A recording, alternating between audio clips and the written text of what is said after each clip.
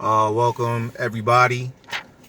This is Stephen McDonald back at you with another 4 a.m. episode of the levelheaded podcast. And once again, it is not 4 a.m. It is.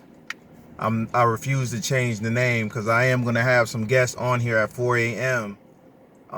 Lord willing, inshallah, I guarantee that. But I usually rock the hat on my hood, but I went and see my man. Y'all met my guy Melquan Trotter the other day. Hit me with the fresh cut.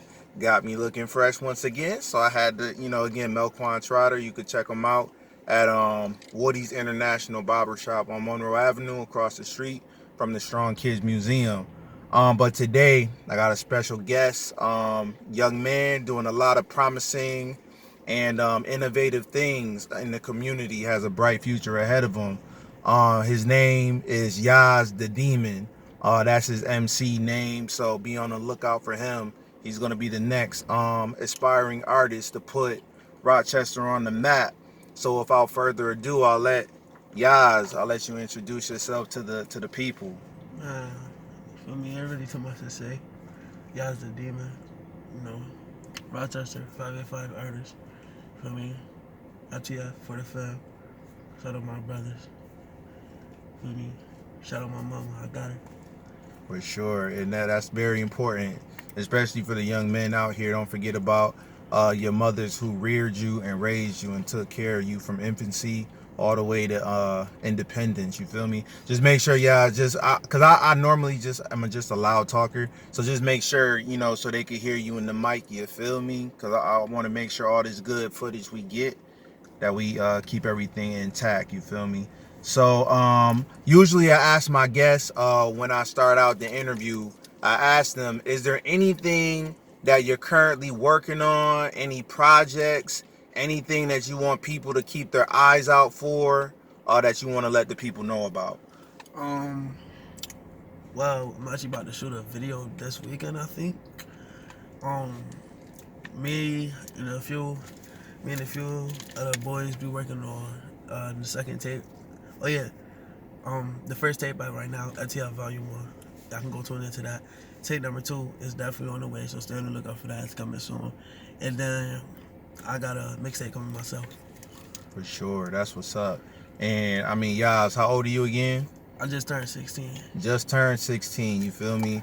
So that's very inspirational. You feel me? Like, don't talk about it, be about it. That's what my man Izzy always say.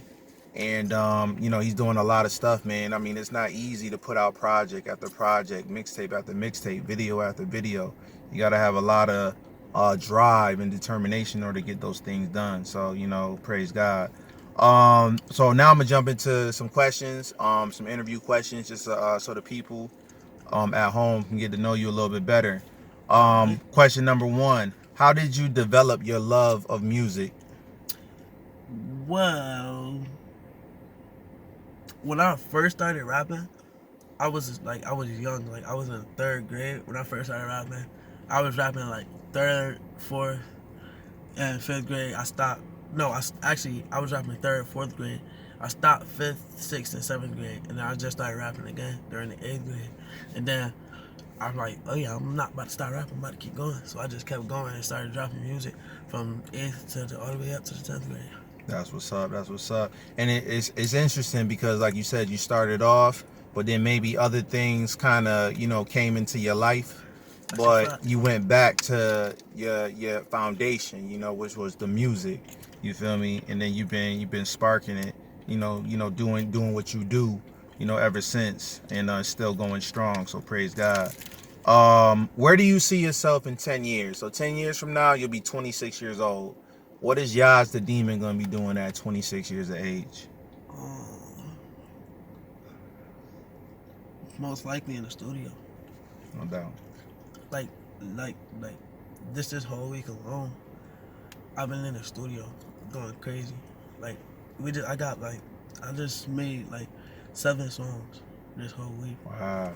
I finished 4 songs within 2 days. That's crazy. And then like, the other day, I did like 4 songs in an hour. I just been going crazy in the studio. That's what's up. That's what's up. And, not only hard work, dedication, blood, sweat, and tears, but, putting that time in, really, really building, and that's with anything, if you're an artist, whether it's sports or whether it's music, you got to put your time in the gym, you got to put your time in the studio in order to get those good results, so I respect it. That's a fact. Shout out to Mr. Cummins from Project Stride. He always told me this. He said, practice makes improvement. Practice does not make perfect. Practice makes improvement. Word, for sure. The next question is, describe your relationship with your brother and what it means to you. Man, me and my brother, we like this for me, like literally, I can't even describe like the feeling I have for him, because like for me, that's my brother. Like from like we do literally everything together. So like I feel like if something were to ever happen to him, that's me, that I lose half of my life. Wow. That's half of me gone if something were to ever happen to my brother. Cause for me, like I said, we do everything together. Like Right. I love my brother to death. Right. Feel me? He look out for me when I don't got it, and I look out for him sometimes when he don't got it. No doubt. So, yeah, like that. That's my brother. I love that man to death. That's what's up. And I know you got nothing but, I know you revere, and I know you respect your brother a lot. You feel me? Unfortunately, I didn't have an older brother growing up. I always wanted one. So you're definitely blessed to not only have an older brother, but somebody that you can look up to, somebody you can depend on, and somebody that you view as a role model. So, praise God. That's a fact. Next question. Now, this is, you being, because I was talking to my man the other day, and we was talking about generations. Like, what applied to my generation doesn't necessarily apply to this generation. So you would have to speak to somebody from this generation to really understand what's going on. So this question is, what do you think that young people from your generation need in order to achieve their dreams and their aspirations? What do they need? Well, coming from me to the young people out there, including me myself, I tell myself this every day. You feel me? It's a couple artists from Rochester that I listen to and I mess with. Like shout out Lil Perko, shout out Wire and Frosty. Them boys, they go crazy. As a matter of fact, I just text Perko yesterday night before I went to sleep. I told him, I said his time to be great is already here. Now all he gotta do is strive to be greater. No doubt. He gotta take off. No doubt. Frosty, you feel me? He be going crazy. Every time, like every new song he drop, I be like, that boy going crazy. Like that's bro. For me, I actually went to school with Aaron Frosty. Right. That's how I know him so well. Right. So like, yeah. But as a message to the young people out there, I just say don't give up. Keep going. That's what I always told. That's what I always told myself. That's what my brother always told me. Like, I remember it was like a month or two ago. I made a status on Facebook and I said I was about to stop rapping completely. Like, when I tell you more than half of my friend list on Facebook commented on my post and said, don't stop rapping, keep going. That's what's up, praise God. It really touched me because it's like, me personally, I don't feel like a lot of people really, listen to my music. Mm-hmm, but just to see that does something to me. Word. That's tough. That's emotional. Just to see the love and the fanfare. You feel me? That not only, like you said, it's important to believe in yourself. Number one, if you want to achieve your dreams, but it feels good to know that people believe in you and they see the good in you and they see the potential in you and they know that you can be great. So praise God. Not only for our inner belief, but for the people that have faith in us as well. So praise God. My next question, this is just me being a school counselor. I talk to a lot of young people that feel as though they kind of grew up fast. So my question is, do you feel like you had a childhood? Why or why not? Well,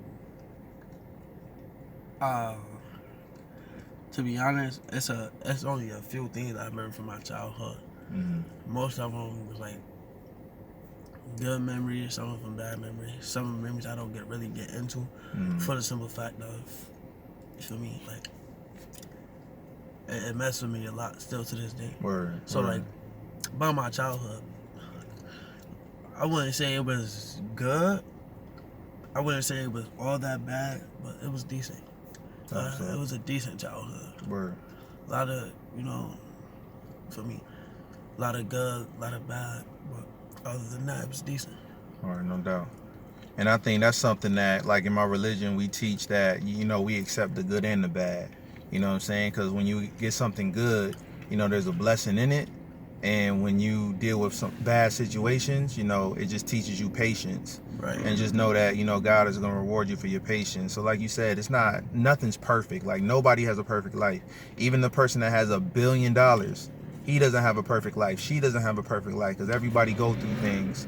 But it seemed like you have a very level-headed perspective. Like you're not too high, you're not too low. You just kind of, you deal with it, as a young man should. Yeah, I'll overcome some of the stuff. Like, when something bothering me, I don't, like, sit there and just hold on to it. Like, eventually, I'm going to overcome that. Like, you know what I'm saying? No doubt.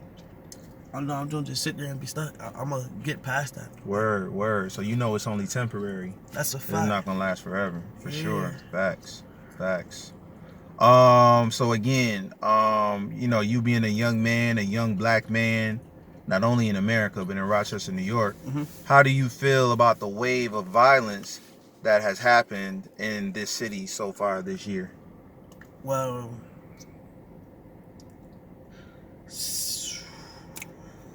I don't know. Like, I feel like this shit crazy. You feel me? Because it's like, okay, boom. A black male get killed by a white cop, right?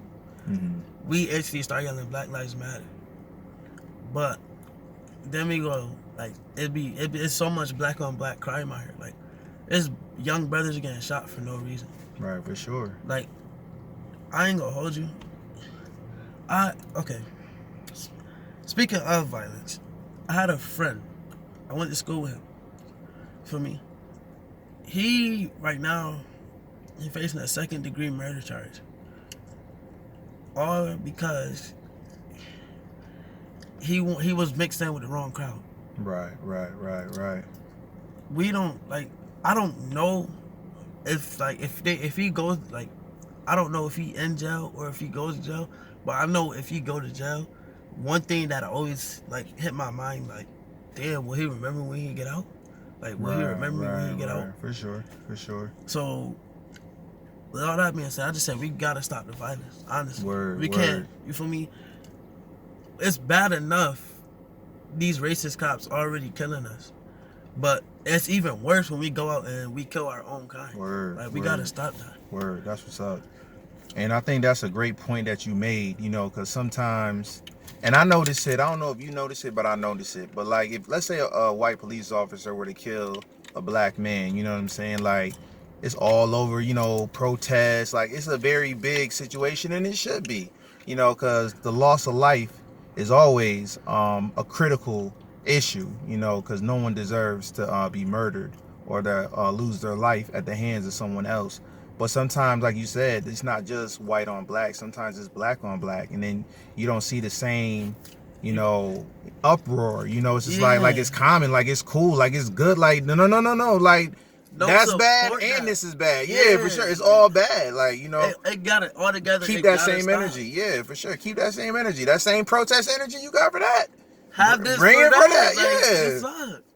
That's just my personal opinion. I'm not right about everything, but I'm glad you mentioned that because I be thinking about it like in my head. I be like, yo, like this not even on the news. Like he gone. Like, you feel me? Right.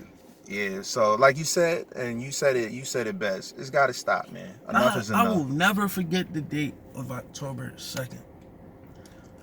October 2nd, 2020. My friend, he good man, didn't do nothing to nobody. 18 years old, got killed coming home from work. When I heard he got killed, like, the whole week, I wasn't talking to nobody. I was in my room, like, just sitting there, like, thinking about it, like, bro, this shit crazy. Like, why? Like, out of all people, why him? Right, for sure. And it's like, it hurt different. Like, just being at the funeral, you feel me? Seeing how hurt his family, especially his mom, like, that hurt my heart just to see his mom break down like that, bro. For sure. Like, I don't know, man. This shit just crazy. We gotta stop with the violence. For sure. And I got another question. Then I do like a free association thing where I ask you some, I give you a word and you give me a response. But the last question is, are you afraid of death? Why or why not?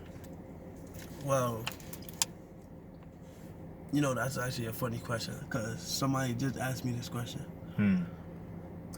I wouldn't necessarily say I'm afraid of death. I'm just not ready to go. Like, I'm not ready to die yet. For sure. You feel me? I say that for the simple fact that I'm still young. You feel me? Like, don't get me wrong. I believe in heaven and hell. But I at least, like, while I'm still alive, I at least want to get a chance to ask the Lord to wash away my sins. Word, for sure. And, like, sometimes I want to, like, just ask for a new life. For sure. Fresh start. Yeah, no doubt.